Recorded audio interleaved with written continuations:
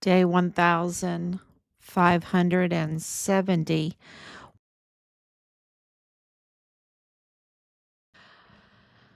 was premeditatedly murdered, code red on Fort Bliss by his command for becoming a whistleblower, reporting the criminal misconduct and activities on Fort Bliss and um, the trafficking to the Child Protective Services. That would be Ann Ogle, CYS, on Fort Bliss.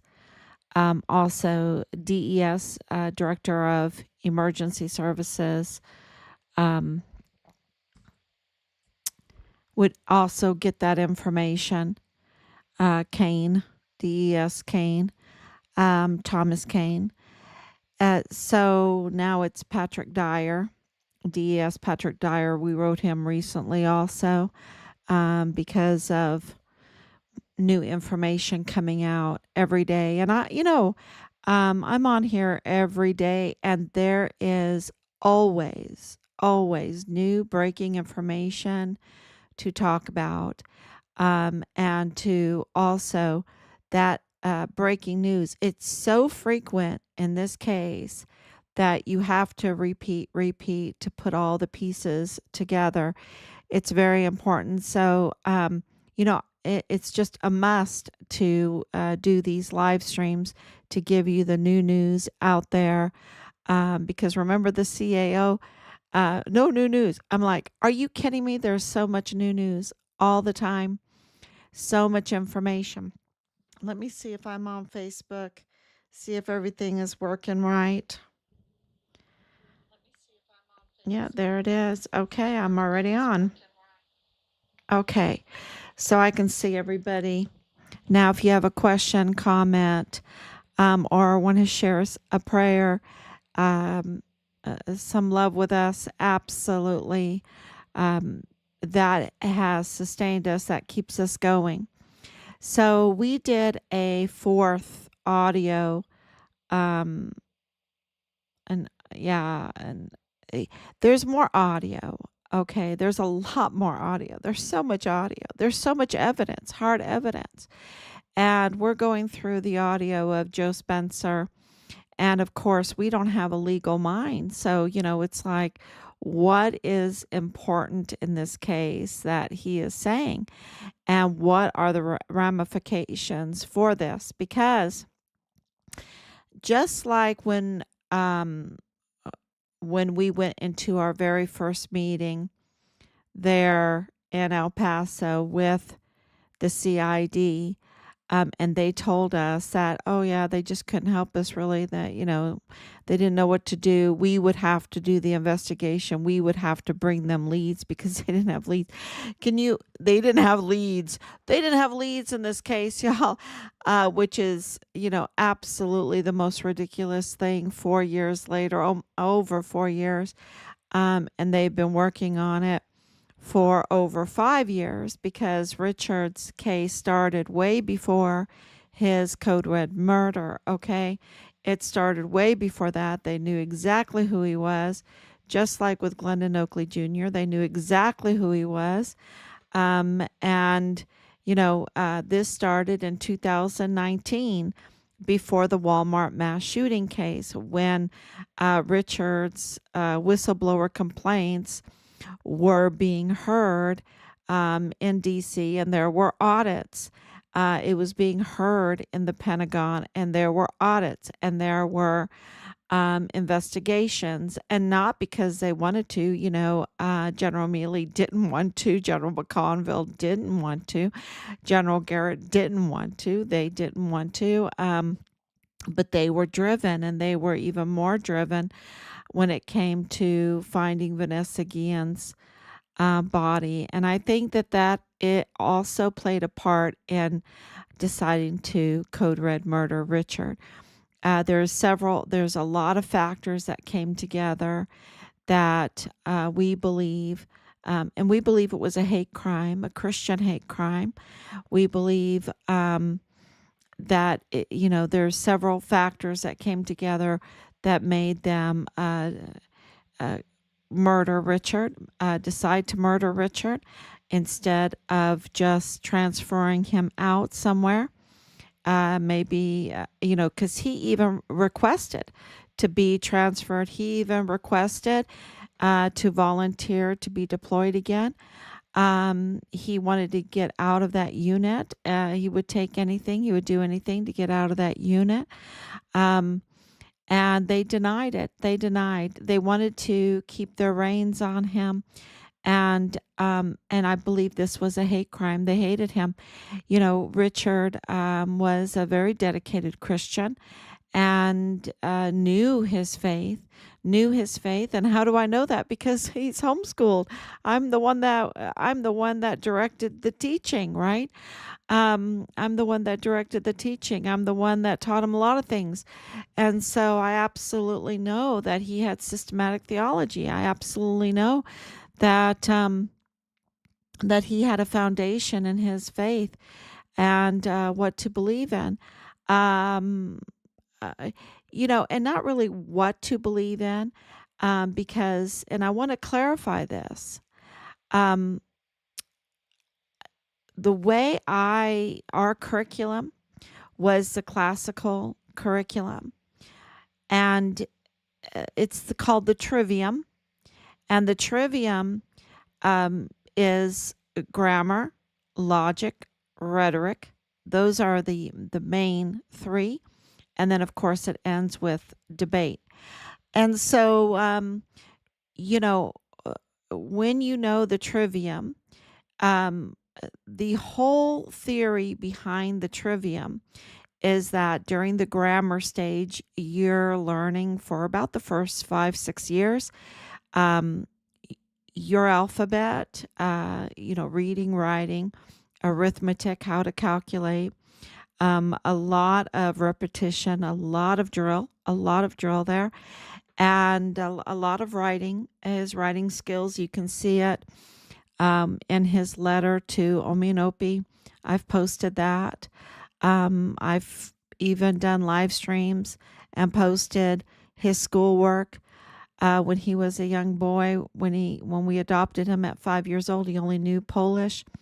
So the first 5 years is learning um, the language, the mechanics of the language, and then the next step is logic, learning how to think, learning how to uh, calculate your thoughts.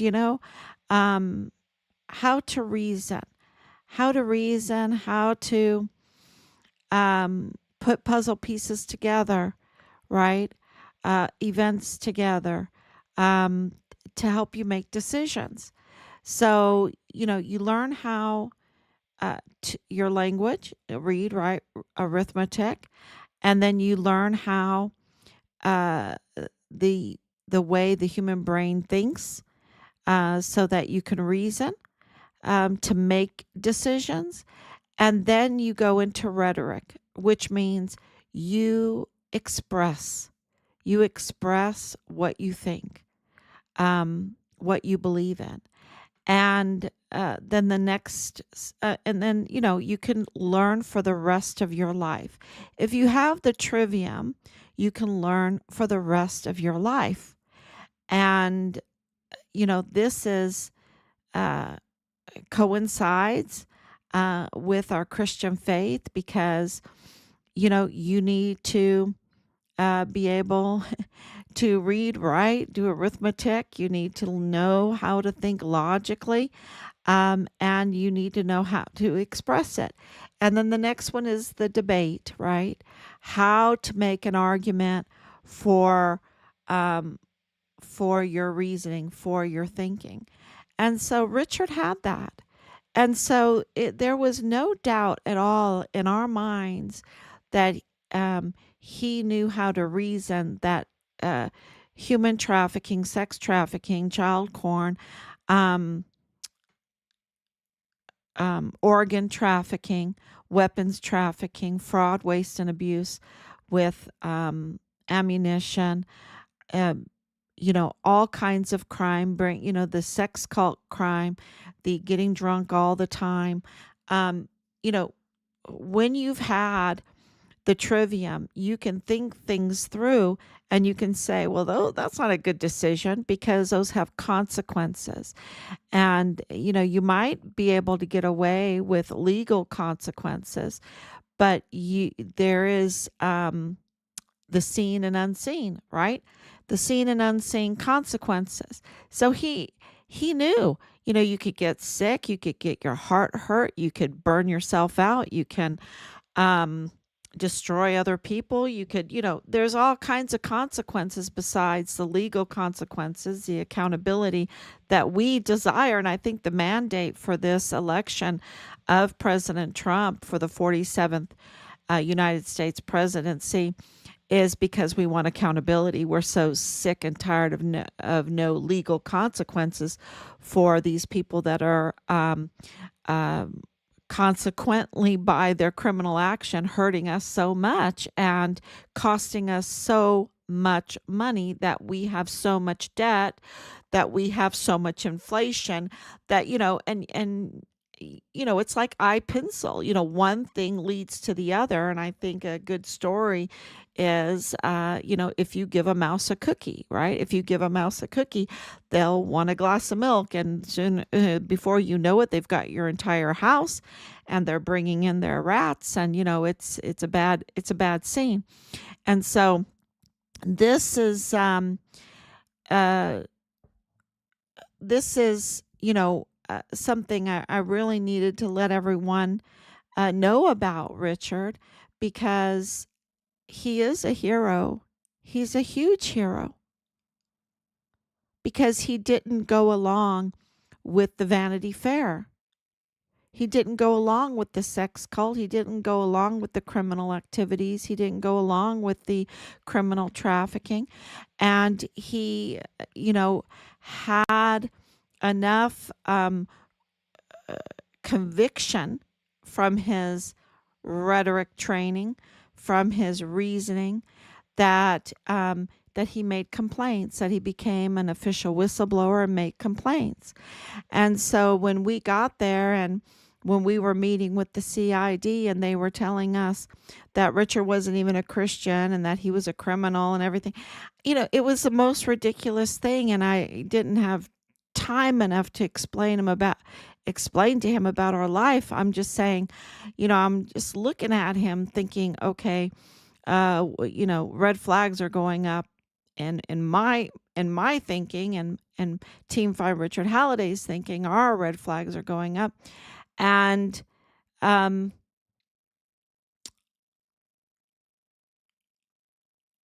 and I just said, okay, I don't care. I don't care what you think. You're wrong. um but your duty is to find him, right? Your duty is to find him. And they were like, well, we don't have any leads. You have to bring us the leads. You have to do the investigation, and you have to bring us the leads. And so that's what we did. And so here we are. Here we are with discovering and exposing and reporting um, so many things wrong there in beautiful El Paso. I was born at White Sands Missile Range. I went to school in El Paso. I would go over to Juarez all the time. When we went there in 2020, I went over there. Um, we went over there, oh, geez, more than 24 times, maybe 36 times. I went in the roads of Juarez, handing out prayer candles and cards and flyers and everything, um, because it was important for people to know that I wasn't afraid, that I was open to them, especially, during 2020 and 2021. And, we were absolutely just looking for our son and wanting information, and that if anyone can give us information, we would be very, very grateful for that. And we received so much information, and big information from God above, just because of different circumstances. And of course, the Dollar General cashier, who is top of the list, when all of this breaks, she's the top of the list, y'all. She's amazing. Um, of course, we have our key whistleblower, uh, which is something I want to talk about today because he's really, you can't even put him on a list because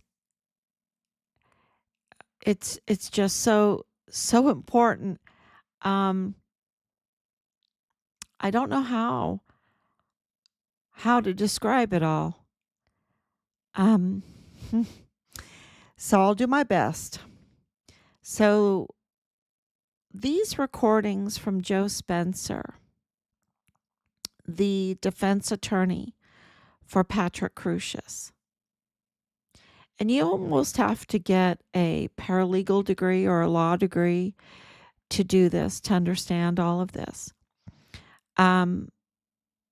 So these recordings of his, they absolutely confirm that Richard's case is the Walmart mass shooting case. They are absolutely connected. Don't forget that Joe Spencer is connected to Rosa Maria Valdez Garcia. Joe Spencer is connected to Leilani Hart. And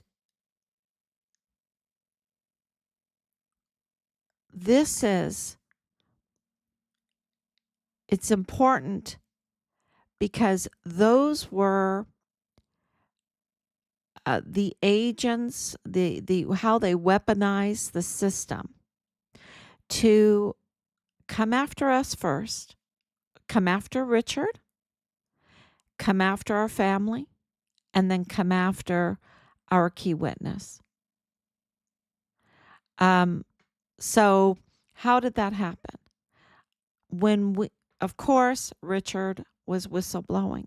Of course, they retaliated against him. We have all the proof with Belen Rocha, with the K9 Melendez. These are all part of the same group, the same rogue criminal group that targeted Richard 100% and then targeted us. 3905 Bliss Avenue. And this recordings, the evidence is out there, y'all. It's out there in the hands of the media. It's out there in the hands of law enforcement. It's out there in the hands of government agencies. It is out there. It's in the hands.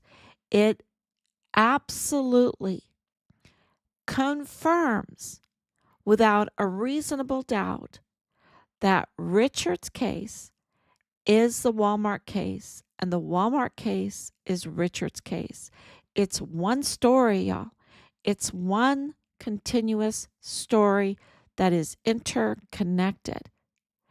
And when Richard was being retaliated against for whistleblowing by this Melendez, by Belen Rocha, by those on Bliss Avenue, 3905 Bliss Avenue, by the family of Rosa Maria Valdez Garcia, Danae Katzen, Jonathan Ambrose, connected to KTSM.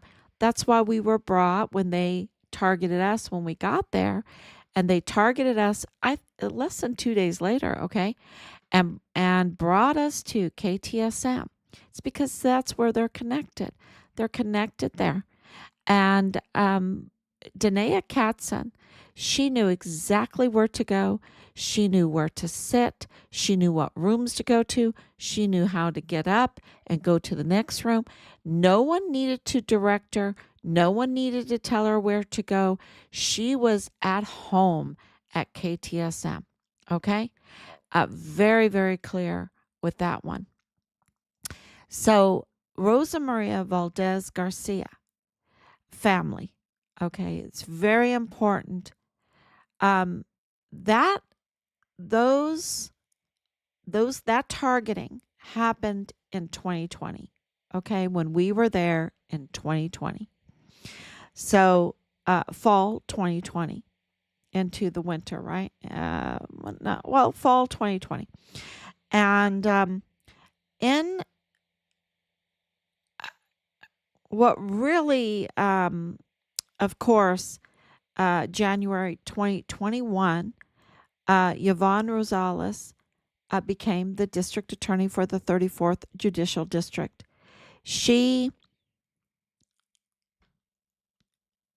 There's so much here because I want to talk about Jaime Esparza, because Jaime Esparza is in these audios, and Jaime Esparza was on the Walmart case for 2 years, y'all. 2 years.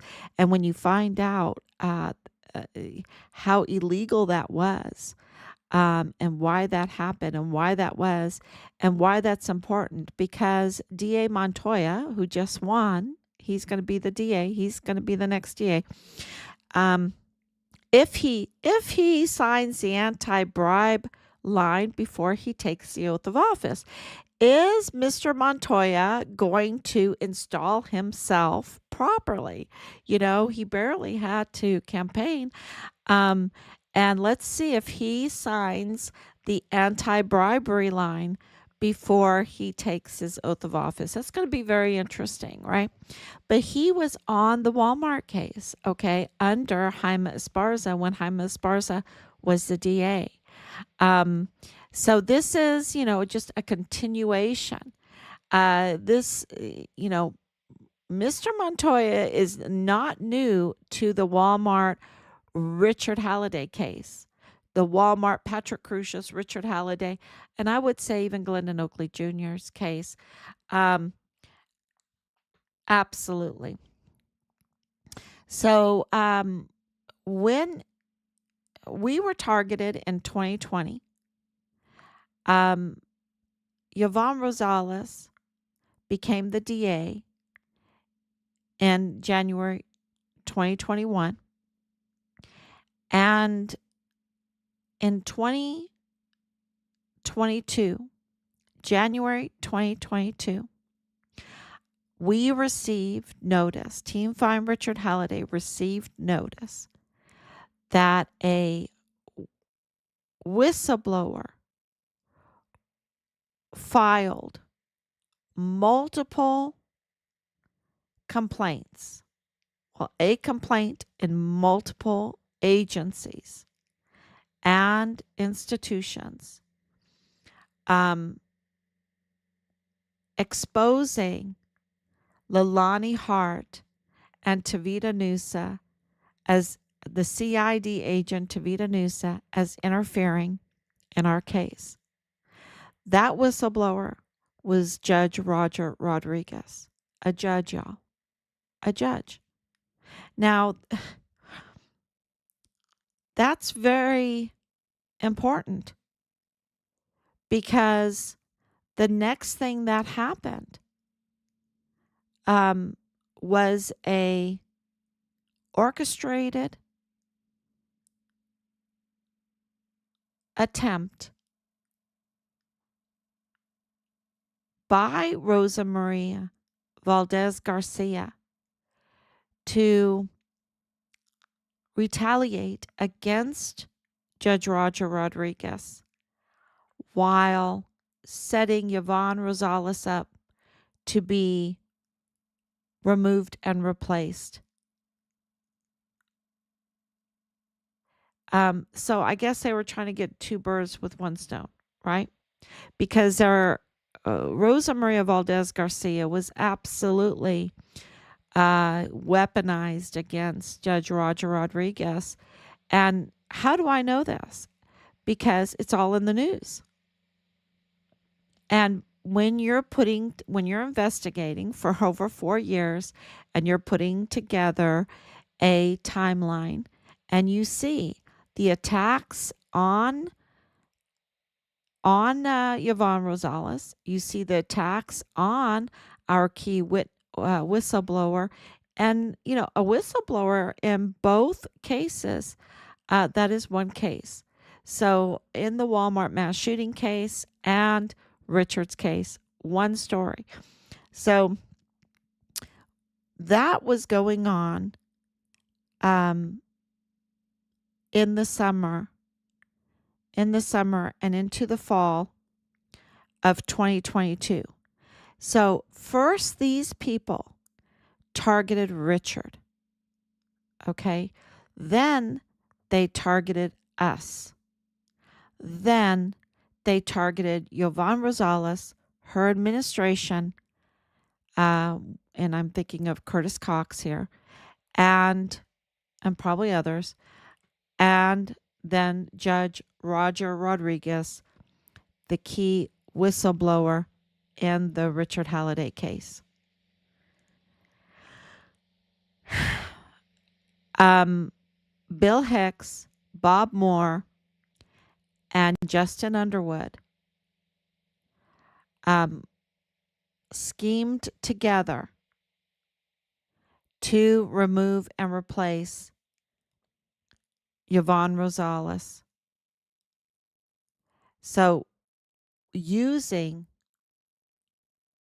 what Rosa Maria Valdez Garcia was weaponized to do. So this case is one story. And in January 2023, Bill Hicks became became the usurper because he never installed correctly. So he's illegal. He's fake. He's a fake DA. But his administration was put into place, even though he was a usurper. And right away, Bob Moore started with using Leilani Hart, Richard's platoon leader's mother, the very person that was tampering with Richard's file, with CID agent Tavita Nusa, who has been unwanted, kicked out of everywhere she goes. Park University, the Combined Veterans Association, the UPS, they kick her out, right? USPS, probably USPS. Problems everywhere. Okay. She is a convicted criminal. She is an unreliable source. She is trouble wherever she goes. Before Richard was even born, she was trouble. Okay. Her criminal record goes back before Richard was ever born. She's an unreliable source. It's just piled on, piled on, piled on. It's not like, oh, she had a moment of oopsie in her life and now she's back on track. No, she is a perpetual criminal. And she is connected to Rosa Maria Valdez Garcia. How do I know? Because of the articles. Because of the articles, going through the articles with a fine-tooth comb, seeing that Leilani Hart mentions Rosa Maria Valdez Garcia and information that hadn't come out anywhere else that confirms that she was getting information from Rosa Maria Valdez Garcia. And we have information with her and Danae Katzen. Absolutely, they have a connection. It's called the Mormon Congregation. This is how they're connected. Several of these, this is a common denominator that they share the same Mormon connection. And so, but Leilani Hart was used, a convicted criminal, not a reliable source, to attack, used by Bob Moore of El Paso Matters. And his stories were going everywhere, going used by other news media, and they attacked the very key whistleblower that was a year before whistleblowing on her. On her. So the prime suspect is retaliating against the very person reporting her. And that is, and a reporter is using her as a source to do it with a false story, with a false orchestrated story. And just like Joe Spencer with his false orchestrated story to the federal court, which is a fraud on the federal court, he told the federal court that Patrick Crusius was of right mind and understood the charges against him, that he accepted the charges against him, which was 20, I believe it was 23 counts, 24 counts, one of those of hate crime. I put up the indictment of hate crime killing. Um, that was just a summary. But he was charged with the death. He was charged with using a firearm in a hate crime. And he, Joe Spencer, told the court, told the federal judge that Patrick Crusius knew exactly what he had done and that he was plea dealing. Because you see, you can't do a plea deal unless you know the consequences, right? You know what you're being charged and you know the consequences, and you're saying, yes, I rather, admit to all of this and, get 90 life sentences, 1,000 years in prison, um, rather than the death sentence, right?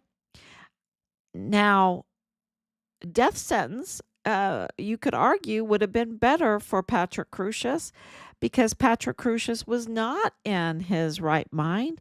He has a severe mental health condition.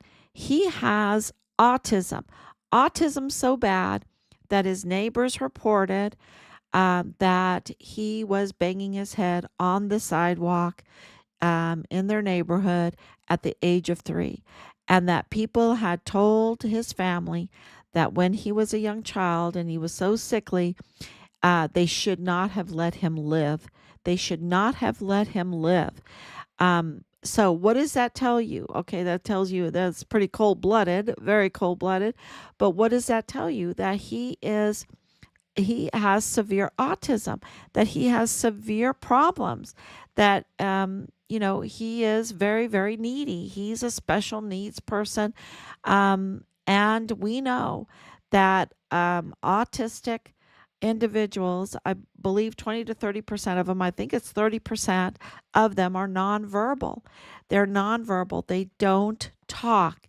And we know from Patrick Crusius, he's very limited. If you can find him talking, any kind of recording of him talking, let me know, because I am looking and looking and there isn't any. He seems to be a nonverbal autistic individual. And that is important because he's supposed to take, accept what he has done, and take responsibility of what he did. And I don't no evidence indicates that he is able to be responsible for himself. And apparently nothing was in his name, because when the application for counsel since it costs millions and millions of dollars, when the application for counsel was filled out, Patrick Crucius, at the age of 21, living in a posh apartment in San Antonio with his car, um, and I don't even know if he can drive because of the way all of this was set up. It's just so suspicious. Everything is so suspicious. But he didn't have a red cent to his name. Not a red cent. They put down zero net worth for everything. For everything. And had him sign it. And his signature is very elementary. It's very elementary. It would be, remember in grammar, I said we did 6 years. It would be in the first year of our grammar stage. That's his handwriting. It's very elementary. So the next thing, he was charged with hate crimes. And Ernest Christopher Grant, the media sweetheart, that absolutely now is called a villain, is called a liar. Not me, that's out there, news articles, that he's a liar. The El Paso Police Department said he was not, giving factual information, which means he's a liar.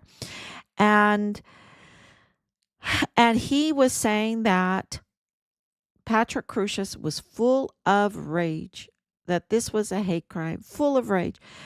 Now, when minutes later, when he was surrendering himself to a Hispanic police officer, he wasn't full of rage. He didn't even have attitude. He didn't say, "Oh, jeez, I'm surrendering myself to a Hispanic. Oh, jeez." He didn't say nothing. He didn't even talk. I don't see any talking in the video. I don't see nothing. But maybe I'm not looking close enough. Maybe I'm not looking close enough. If you can see where he talked, his hands were not bagged for evidence. This is just minutes later. Why wasn't his hands bagged for evidence? There was such clean clothes. His clothes were so sparkling clean, and his shoes were so sparkling clean. And this was minutes after a very dirty job. A very dirty job. And he has sparkling clean clothes, right? So the racist thing, the rage thing, the hate thing, the ability to do fine motor coordination, to even carry out such a crime, then also no money at all. He had no money at all. Yet he had internet service in his car, and he had a computer, and he was sitting there in his car in these minutes, and uploading his manifesto.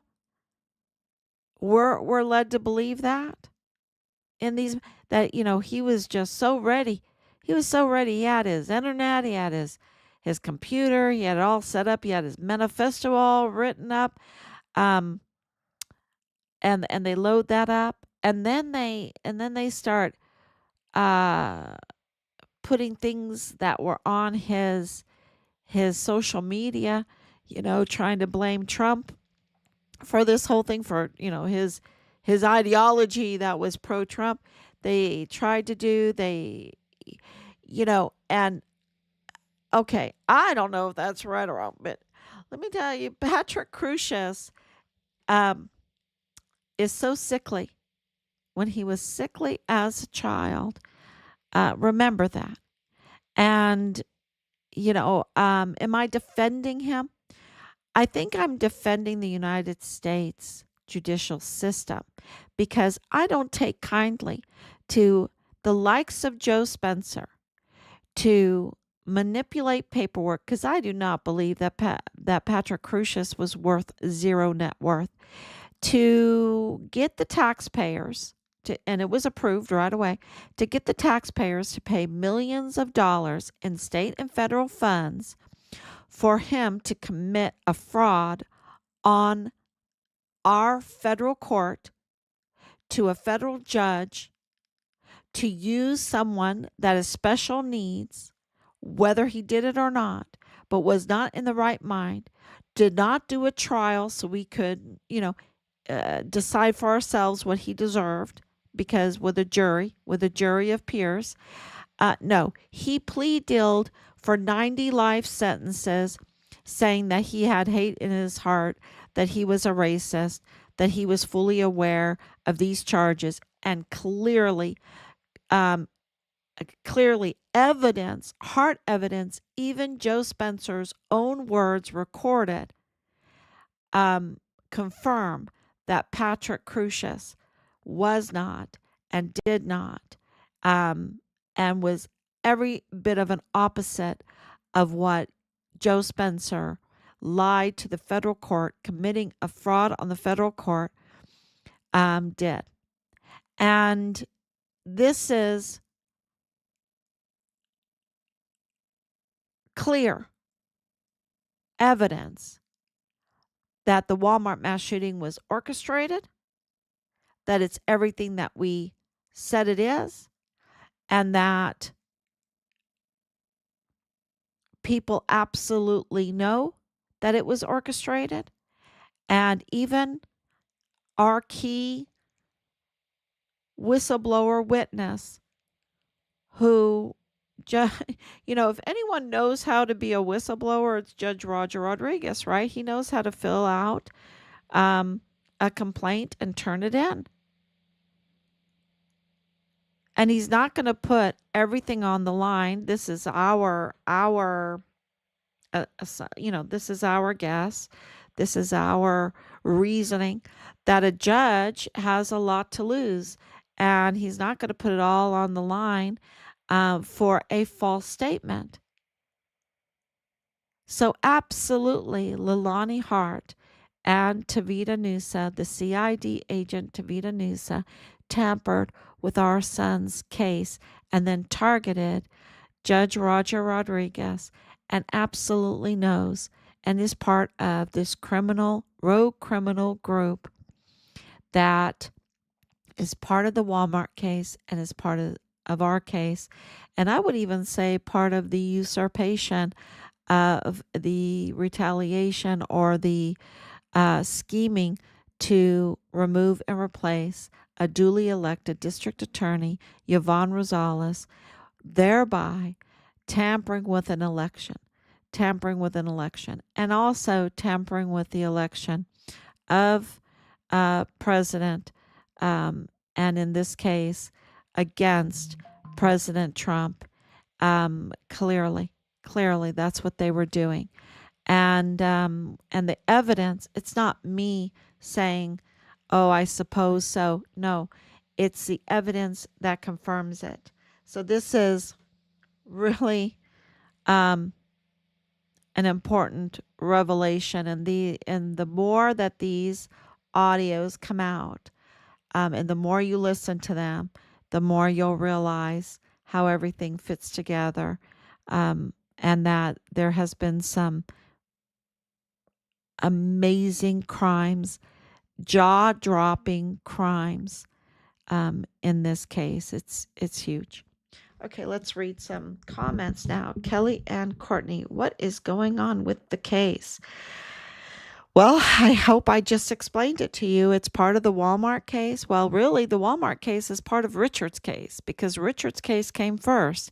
And the Walmart incident, the Walmart shooting, was meant to be a law enforcement intelligence diversion away from what Richard's reports, his whistleblower reports, were exposing.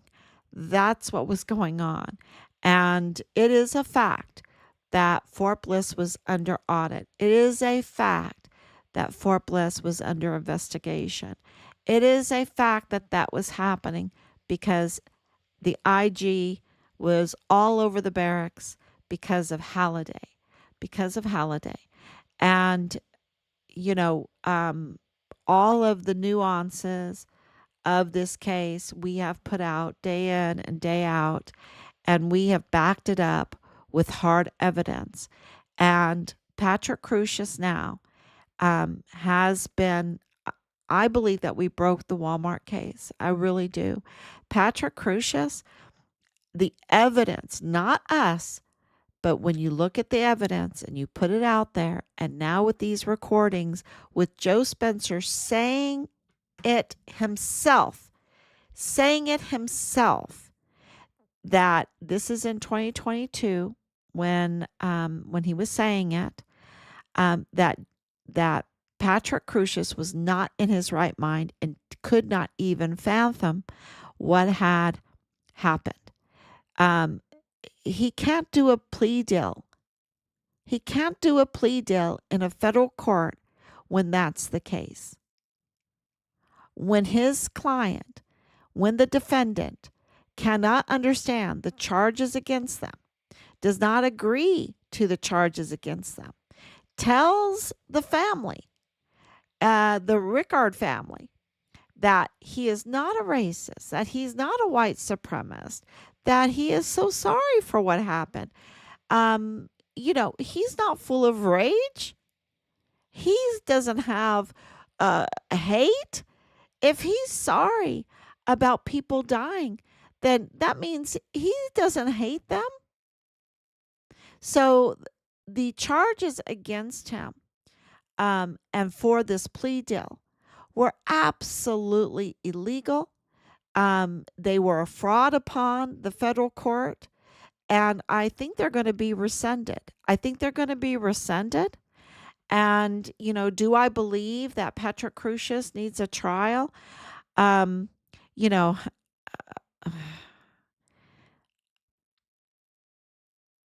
he was there and he surrendered.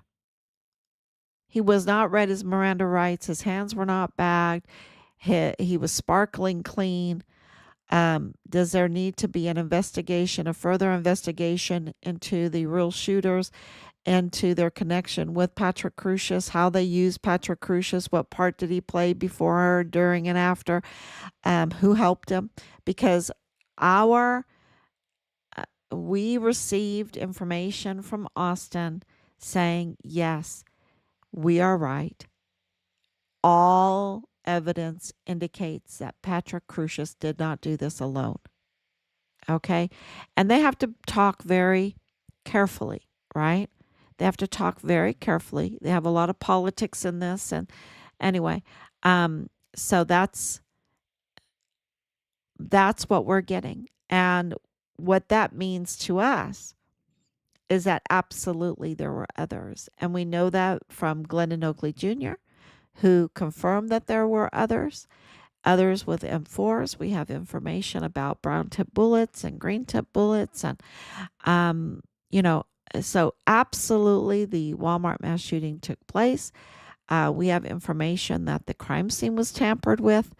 And I think that these audios corroborate that.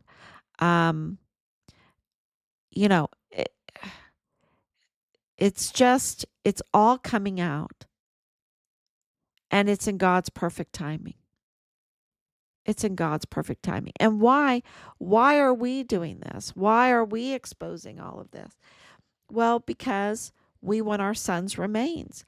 We have evidence that they have Richard's partial remains. Okay?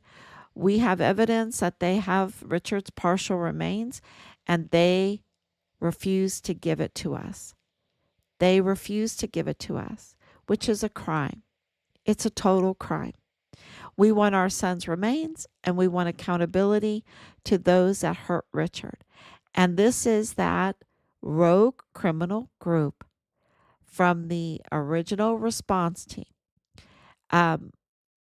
So it's, we know who they are, and they need to be held accountable for what they did to Richard, for targeting us, for their participation in the Walmart mass shooting case, and the cover-up and the retaliation against a key whistleblower witness in our case, Judge Roger Rodriguez. And you're going to hear a lot more about that because um, it's all in God's timing. And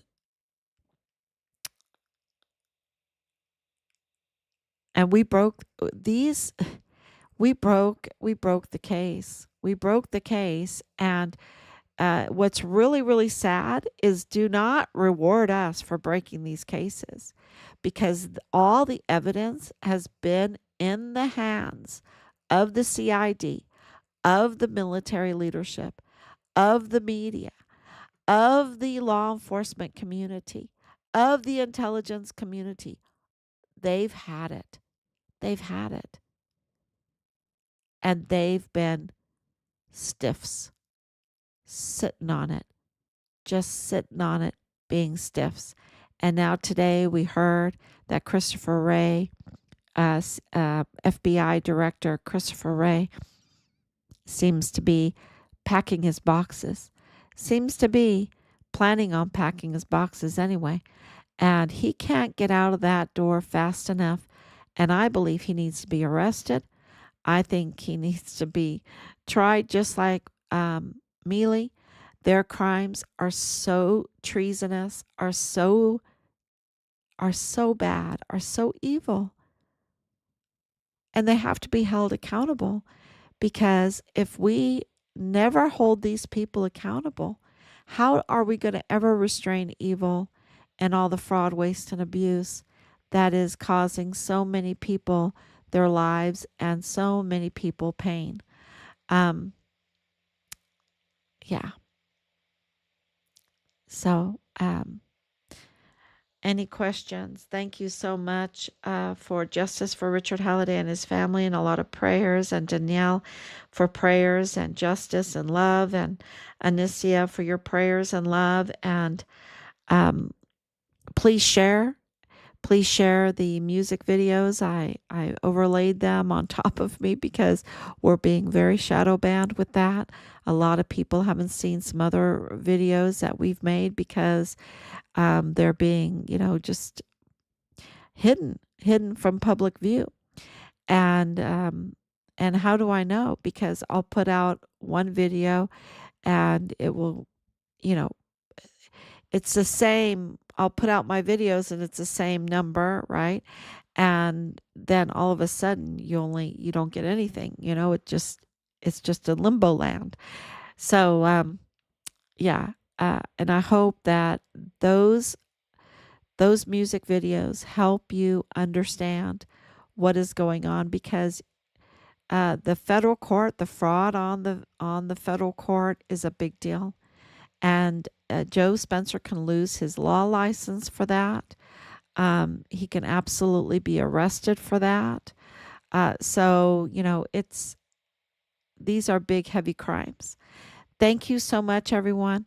God bless you, and I will be back tomorrow. Oh, um, I've had several calls about Veterans Day, and I have Rob's box right beside me there of all of his decorations. My husband is a very decorated 30-year veteran, and humble man of character, and is an absolute American hero. Um, People don't even know what's happening behind the scenes. He is a absolutely unseen hero, and I just well, anyway, I got calls today about Veterans Day, and please bring some things for Rob, and of course for Richard, and of course for my father. We are a family of veterans. My father-in-law, veterans, and so it's not Memorial Day, it's Veterans Day. So it's all the living, all the veterans, once a veteran, always a veteran. And so I want to wish, and I will do it again tomorrow, but I hope you prepare tonight, put out some flags, and wish veterans a very, very happy Veterans Day. And yeah, appreciate what they've put up with. They've had to put up with McConville. They've had to put up with Mealy. They've had to put up with very foul leadership, and you know, but we need to remember them especially. Thank you so much.